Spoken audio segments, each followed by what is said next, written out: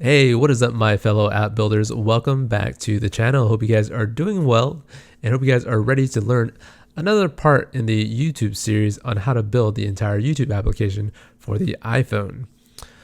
Today, we're going to be looking at how to integrate a REST API and how to actually parse JSON so that your iPhone app can actually turn that JSON into model objects and then populate your UI collection view. So a lot of good stuff. And let's just dive right into what the simulator looks like right now and take a look at what we want to make it become. So let's go into the simulator here. I'm going to drag it to the middle of the screen and bump it up. And here's what I am going to do. So this is the application that we worked on in the last tutorial video. And what we want to turn it into is this home feed right here that has kind of dynamic cells, and it shows a lot of videos that is coming from a somewhat REST-ish API. So I'm going to go back to the app that we have. I'm going to shrink it down by hitting Command 3. And here is the code that we have. So I'm just going to run it to make sure that we are in the right location where we can start coding. All right, good stuff. And so if you haven't been following this YouTube series, you can click down below in the description to kind of find the playlist in which all the videos are in order and you can watch from the very beginning. Anyhow, let's start by taking a look at what our REST API looks like. So I'm going to drag in my Chrome browser here. And so this is kind of what a typical REST service will return to you. And it's in what we call a JSON format. And this is running on my local machine, my own server, and it returns some data separated by a couple of these blocks, right?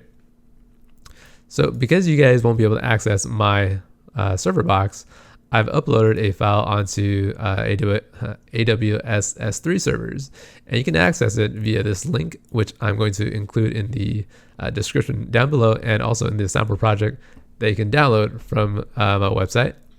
And so I'm going to hit this URL, I'm going to hit enter, and upon doing that, you'll get this JSON file down here. So if you open it up in whatever editor that you like, so this is opening up in Sublime, I believe. You can use Notepad or Xcode, whatever you want. And I'm just going to hit Command A and copy. Let's close this out. And so there's this JSON pretty print thing that perhaps you guys have not heard of. So if I just Google search JSON pretty print like that and click on the very first link that shows up, I'm going to paste that entire JSON that was inside of that home JSON file, hit this pretty print, and here we get the nicer version of the JSON file. Obviously, it's in a pretty format. And let's take a look at what we have. So if you remember from our last video, we created this model object inside of video.swift, and inside of video we have these couple of properties here, and channel is a object that contains a name and profile image name property. So if I take a look at the JSON file, we have the same type of properties inside of each one of these blocks. So for example, we have title, number of views, thumbnail image name, channel, and then we have this duration down here. So you notice how some of the properties are not exactly following the same spelling or naming convention. So this has an underscore between each one of these words. And typically you'll have a REST API return properties that are named this way and not camel case like that in code. So let's go ahead and figure out how we want to integrate this JSON into our application so that we can turn our home feed into something that looks like this that's coming from a dynamic source REST API. And the first thing we need to do is we need to actually download this entire JSON file inside of our application. So I'm going to go to Home Controller, and inside of Home Controller we have this videos array that we set up with all these fake mock videos. So we're going to turn this into a representation of this entire JSON by first fetching the feed from the API. So let's go ahead and hit view to load, and I'm going to hit fetch videos here as one of my functions that I will create right above, right here, called fetch videos.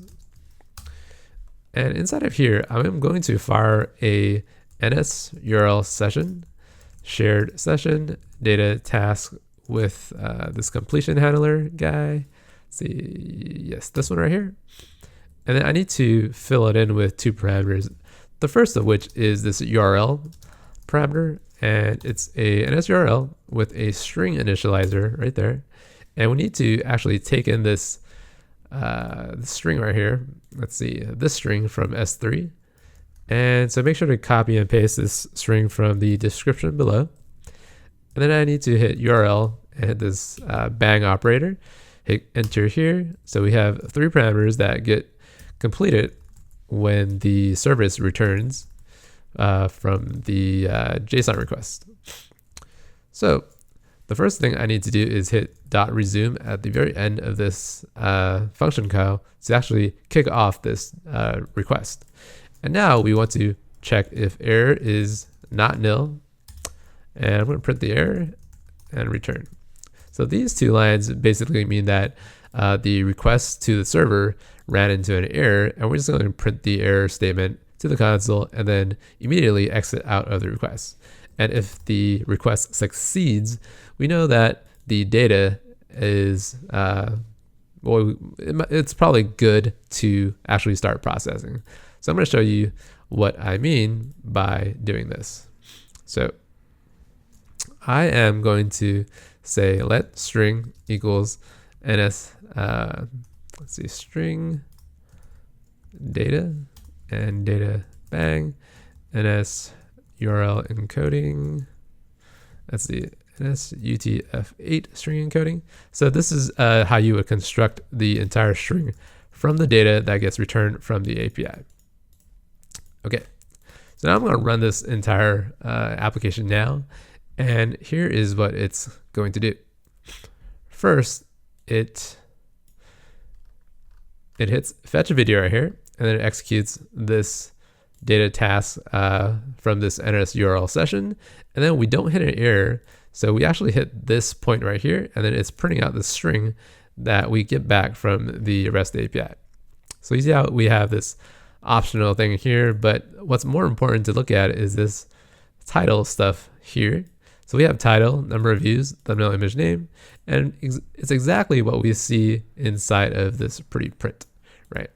Now we need to make sense of this entire string, and it's actually very easy if we just use a JSON parser that Apple has let us use from UIKit, I believe. So let's use let JSON equals ns JSON serialization JSON object with data. And this data is this data parameter that was passed to us from this request. And then we use data bang with options of ns, let's see, dot mutable containers. So that's a confusing parameter, but that's what we have to do.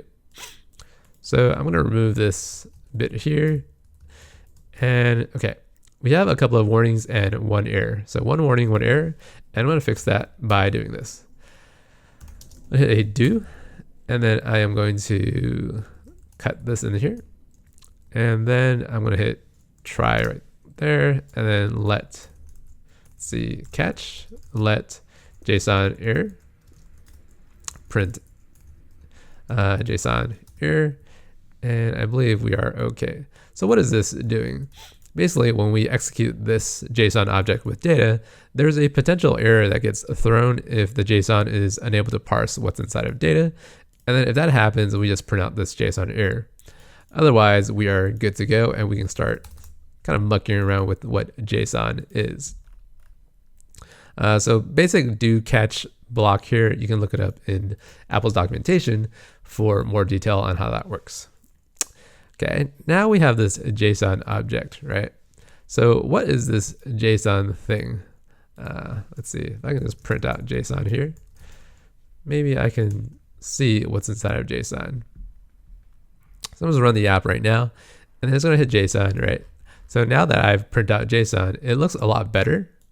And so this print statement prints out this entire string right here, and it's actually what we call a dictionary. You notice how we have, let's see, where's title? Title's down here, thumbnail image name. So the ordering looks a little bit different from what we see here, but the dictionary keys and values are the same nonetheless. Now, what do I want to do here is I want to actually construct these video objects from this JSON file. So what I'm going to do is I'm going to loop through this entire JSON object by just doing this. So for, let's see, how do I want to do this? So I'm going to say for dictionary in JSON as string any object and do that. Let me see if that works. Okay, that looks good. So what this is saying is I am going to downcast this JSON thing as an array. So as an array of dictionary objects in here. So now JSON, I know that it is an array. So this bracket symbolizes an array of JSON objects in here. So these are what are being represented as dictionaries. So now I can just say, let's see, print out dictionary title like that. So if I remove that print statement there and hit the print, we're going to get the printing of each one of these titles right here. So we see Taylor Swift, I Knew You Were Trouble. Then we get the next one, which is Rihanna work featuring Drake. Beyonce put a ring on it. Very nice video. And we have Kanye interrupts Taylor, and so on and so forth. So we can actually start constructing our video objects very simply inside of that loop. So let's go back to the loop here, and I'm going to bring down this entire print console, and I can start constructing my videos in here. So let's see. So you see this videos object here that we constructed manually. We want to actually just comment it out. And then I'm going to say var videos like this is a video array like that. I'm going to make it an optional. And I make it an optional because we don't know what it is in the beginning. So it's going to be potentially just nothing. And when we do that, we get two errors right here. And I'm going to do this. Okay. So the reason why it's saying that we can't return this video count is because it's now an optional, but this actually requires a non-optional int. And here's one way of doing this fix. So let's say if let count equals videos dot count like this, return count. And so I'm going to show you a really nifty trick. So we can do something like this, which means that we'll return the count if videos has any videos in it, otherwise return 0. Or we can just simplify this entire statement by saying videos dot count question mark 0 like that. And that means the exact same thing. So it returns count, and this, you can think of this as otherwise 0 like that. Very simple. Takes maybe a few minutes to understand what it's doing, but it's a lot cleaner and very useful. So this fix is just hitting a question mark for the optional videos array, and we are good to go with some of the fixes. So I'm gonna run the application now, and we're not going to see any videos anymore inside of our app, which is good. And we can start constructing the video array right here. So inside of the request completion, we'll say self.videos equals video array. So we're going to construct a new array by executing this parentheses right here. And then we'll say let video equals this new video object, and video.title equals this dictionary.title thing here. And then we will say, okay, videos.append this new video object I just created. And now we have the entire videos array. So we need to downcast this as a string like that. And then we need a self here, I believe. Okay. Let's see, let's just downcast it as an optional like that. I think we are okay. So I'm gonna hit build, and all the warnings are gone. So the moment that I loop through all of the dictionary objects, I can call self collection view, reload data, and then I would expect to see all of my cells being populated by each one of these videos here. Okay, so let's see. I am going to comment out this thumbnail image name for now because I don't have the thumbnail image name yet. So it's crashing because I'm calling this bang operator. And let's see. I'm going to run the app one more time, and then let's see what we get. So that's looking pretty good. We have the JSON actually being integrated inside our application now, because looking at the title of each one of these videos is reflecting what our JSON file is returning. So we have all of these titles here, and it's actually coming into our API. So let's go ahead and fix the thumbnail image view by getting a thumbnail out of the dictionary by just saying video thumbnail image name equals dictionary. Let's see, bracket. And we have to be careful here because thumbnail image name is actually this string right here with the underscores. I'm going to hit paste and then cast it as a string like that. And I'm going to go back to my video cell here and take a look at this here. Okay. And I think we are good. So I'm going to run the application now, and the thumbnail images should show up. However, it's now completely white, right? And that's because we are no longer setting it as a hard asset image inside of our assets catalog. For example, we had these assets here. Let's see, this asset here. And this is actually returning us a URL. So if I just go all the way to the right and take this here, open up a new tab, paste it. Let's see, we have a file unable to open. Let's see, what is this saying here? Okay. And so that URL actually returns this image here, and we want to render that image inside of our video cell. So instead of here, I'm going to call a function called setup thumbnail, let's see, image, like that. And then I'm going to remove that. And right below, I'm going to create that thumbnail setup function down here. I'm going to call setup thumbnail image. And here, I am going to actually load the thumbnail inside of my application by doing this. Let's first unwrap this thumbnail image. Let's call it thumbnail image URL equals video.thumbnail image name. So the naming convention is a little inconsistent right now, but perhaps we'll fix it later. Anyhow, let's take a look at what this thumbnail image URL looks like inside of the application right now. So I'm gonna hit a breakpoint there and run the application now to kind of see where this code is being executed inside of our app.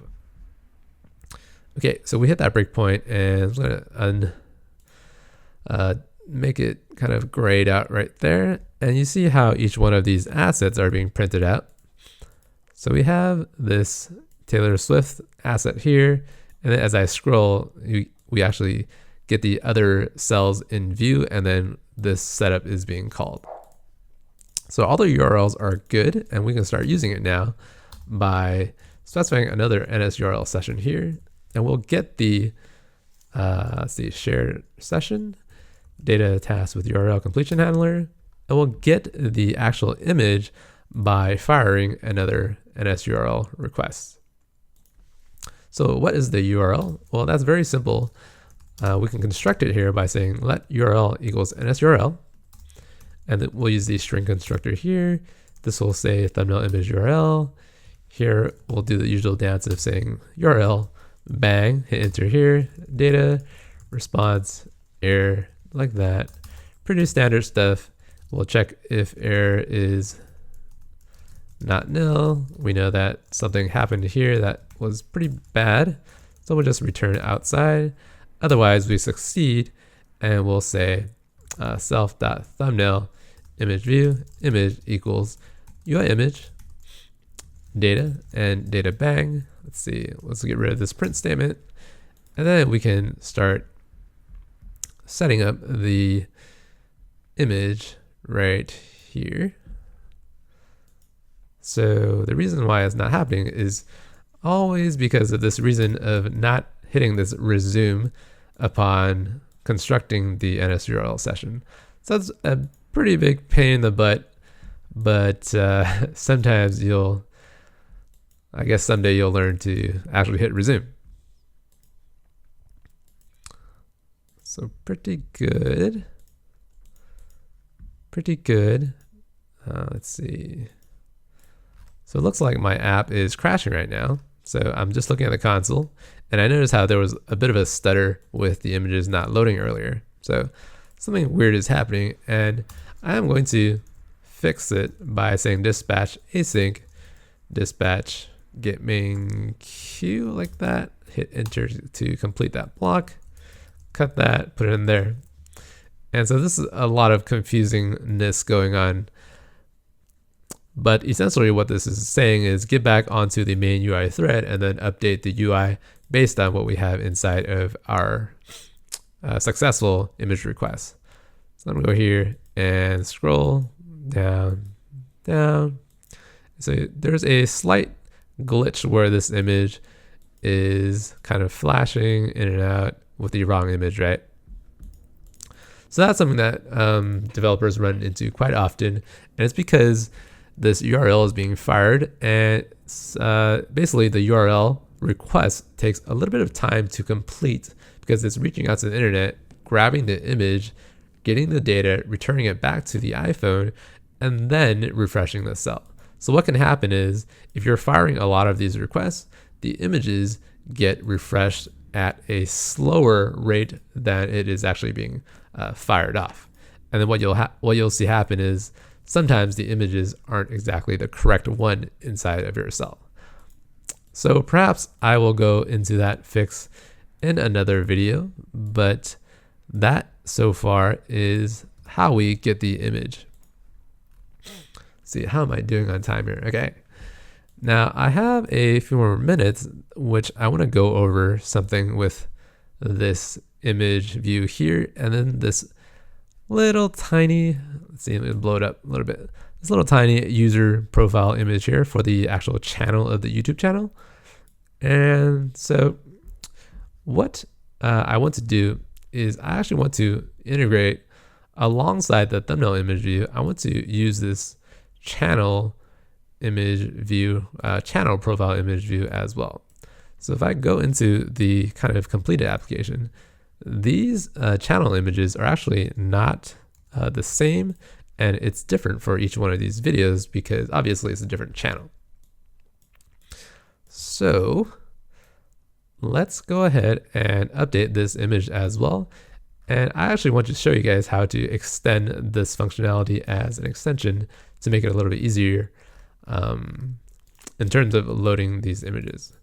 So the first thing I want to do is I want to go to Home Controller, and I want to set up a channel as well as the video inside of my JSON fetching function. So fetch videos, and inside of this video construction, I will say let channel equals channel like this, get that capital C, and I'll say channel dot title or channel dot name is something. So what is this something here? Well, inside of my JSON file, maybe I'll just expand it a little bit. I have this channel thing that is referencing something else that is also a dictionary.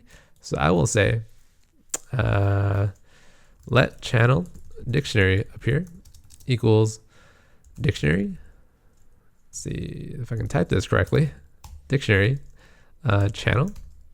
And I'm going to downcast it as a string to any object dictionary like that.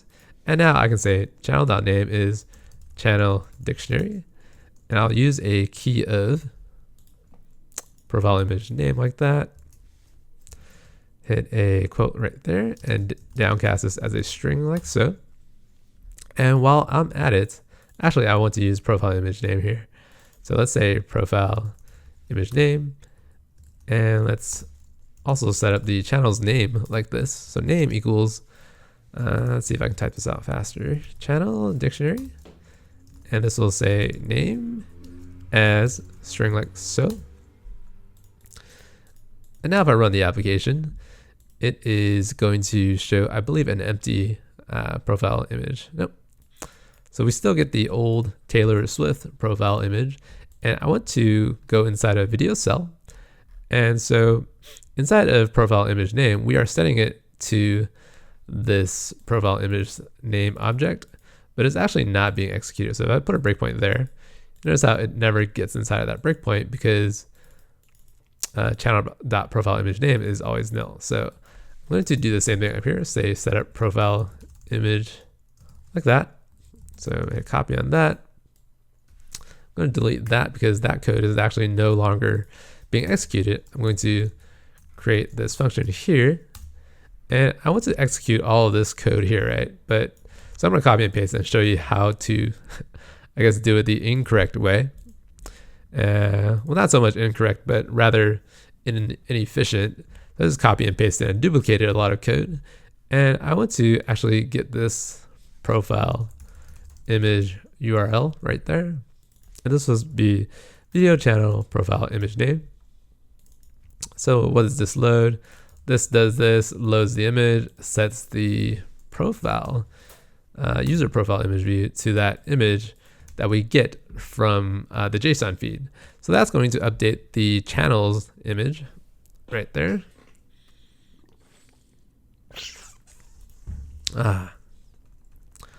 So let's see, it's not being updated, and I believe it's because we are not setting video.channel equals channel.